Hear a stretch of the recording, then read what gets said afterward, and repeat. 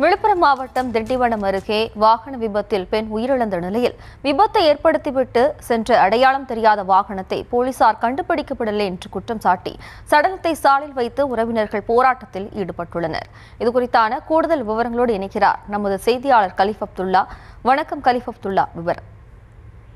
வணக்கம். விழுப்புரம் மாவட்டம் திண்டிவனம் அடுத்த ஏதானெமிலி கிராமத்தைச் சேர்ந்தவர் ஜெயந்தி மற்றும் அவரது உறவினர்கள் மணிகண்டன் மற்றும் மணிபாலன் ஆகிய 3 பேரும் கடந்த சில தினங்களுக்கு முன்பாக இருசக்கர வாகனத்தில் வெள்ளிமரிப்பேட்டையிலிருந்து அகூர் நோக்கி சென்று கொண்டிருந்தனர்.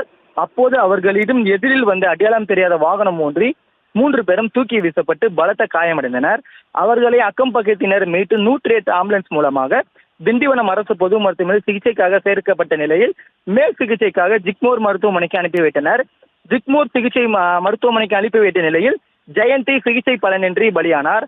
மற்ற இருவரும் மருத்துவமனையில் தற்போது வரை சிகிச்சை பெற்று வருகின்றனர்.